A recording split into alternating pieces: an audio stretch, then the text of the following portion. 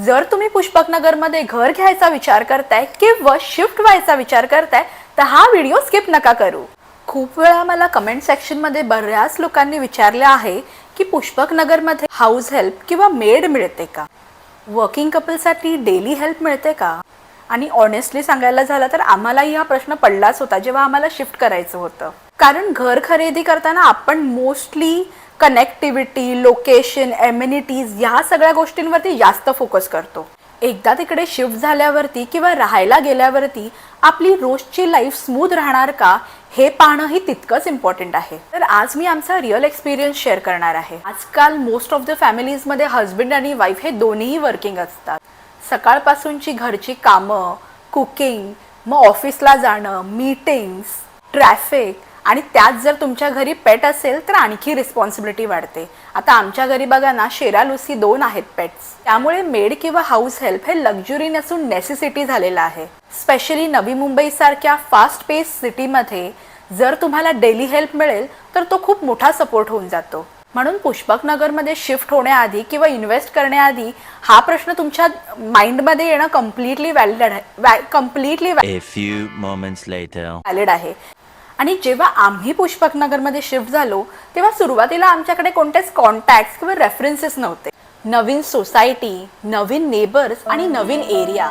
त्यामुळे पहिले काही दिवस आम्ही स्वतःच सगळं मॅनेज करत होतो. नंतर आम्ही सोसायटीमध्ये इन्क्वायरी केली, नेबर्स सोबत बोललो, सिक्युरिटी स्टाफ कडून ही माहिती घेतली, सोसायटी ग्रुप्समध्ये जॉईन झालो आणि तिथून हळूहळू आम्हाला कॉन्टॅक्ट्स मिळायची सुरुवात झाली. आणि त्यातूनच एक आम्हाला हाऊस हेल्प मिळाली ज्यांनी आम्हाला आमचं पूर्ण घर सेटअप करायला मदत केली. कारण इथेच आमचं सामान शिफ्ट व्हायच्या आधी खूप क्लिनिंग आणि डस्टिंग वगैरे लागणार होतं. मग त्यांनी आम्हाला ते सगळं करण्यात हेल्प केली. क्या बात है सर, क्या बात है सर, क्या बात, ये बात है. अरे सर क्या बात है. तर हो, आमच्या एक्सपिरियन्सनुसार पुष्पकनगरमध्ये घरोघरी मेड नक्कीच येत आहेत. Sweeping, mopping, cooking, cleaning, dusting या सगळ्यासाठी तुम्हाला वेगवेगळी मेड ही मिळू शकते. म्हणजे ओव्हरऑल पाहायला गेलं की पुष्पकनगरमध्ये मेड मिळत नाहीत असं काहीही नाहीये. बात तो सही है. त्यातही काही फुल टाइम साठी येतात किंवा पार्ट टाइम बेसिसवर पण आहेत. पण हो, एक मात्र आहे, काही वेळा पेशन्स हा ठेवावाच लागतो. पहिली गोष्ट म्हणजे रेफरन्सेस.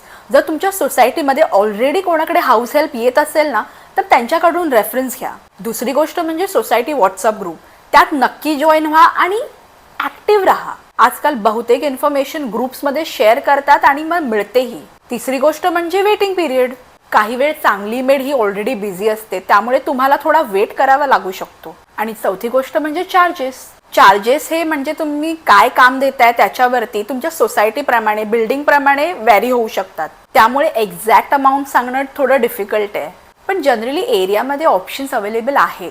ही न्यू रेसिडेंट्ससाठी ॲडवाइस आहे. जर तुम्ही पुष्पकनगरमध्ये घर घेण्याचे किंवा शिफ्ट होण्याचा विचार करत असाल तर एक सिंपल ॲडवाइस आहे. पोझिशन मिळण्यापूर्वी किंवा शिफ्ट होण्यापूर्वी तुम्ही ना सोसायटी ग्रुप जॉईन करा, नेबर्सशी कनेक्ट व्हा, बिल्डिंग मॅनेजमेंट कडून ही इन्फॉर्मेशन घ्या. त्यामुळे तुम्हाला house help, milk service, newspaper, electrician ह्या सगळ्याची इन्फॉर्मेशन मिळेल. आणि सुरुवातीपासून मग तुमचं नेटवर्क रेडी झालं ना की तुम्हाला सेटल व्हायला खूप इझी होऊन जाईल.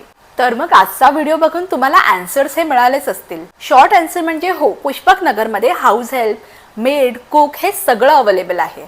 आमचा एक्सपिरियन्स ॲटलीस्ट पॉझिटिव्ह राहिला आहे. जर तुम्ही नवी मुंबई किंवा पुष्पकनगरमध्ये राहत असाल तर तुमचा एक्सपिरियन्स नक्कीच शेअर करा. आणि तुम्हाला अशाच काही इन्फॉर्मेशन हव्या असतील तर कमेंट सेक्शनमध्ये नक्कीच पाठवा. मी त्यावर नक्कीच प्रयत्न करेन की त्यावर व्हिडिओ बनेल.